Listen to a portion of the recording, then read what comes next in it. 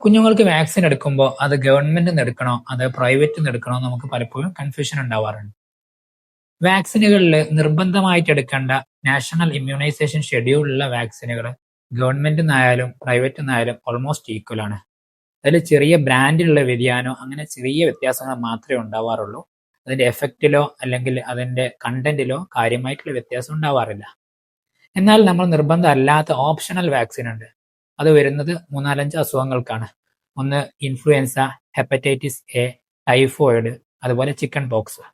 ഈ വാക്സിനുകൾ നമ്മൾ നിർബന്ധമായിട്ട് എടുക്കേണ്ട വാക്സിനുകളല്ല. അതുകൊണ്ട് തന്നെ അത് ഗവൺമെന്റിൽ അവൈലബിൾ അല്ല. ഈ വാക്സിനുകൾ നമുക്ക് കാശ് കൊടുത്ത് പ്രൈവറ്റിൽ നിന്ന് എടുക്കാവുന്നതാണ്. അതുപോലെ തന്നെ MMR വാക്സിൻ ഇപ്പോൾ ഗവൺമെന്റിൽ അവൈലബിൾ അല്ല. അതും നമ്മൾ പ്രൈവറ്റിൽ നിന്ന് എടുക്കേണ്ടതാണ്.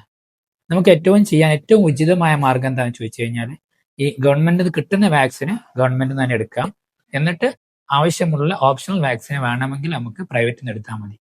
എന്നാലോ നമുക്ക് സൗകര്യം പ്രൈവറ്റിൽ നിന്നാണ് എടുക്കുന്നതെങ്കിൽ അതിന് കുഴപ്പമൊന്നുമില്ല. വലിയ വ്യത്യാസമില്ല എന്നുള്ളത് മാത്രം മനസ്സിലാക്കാം.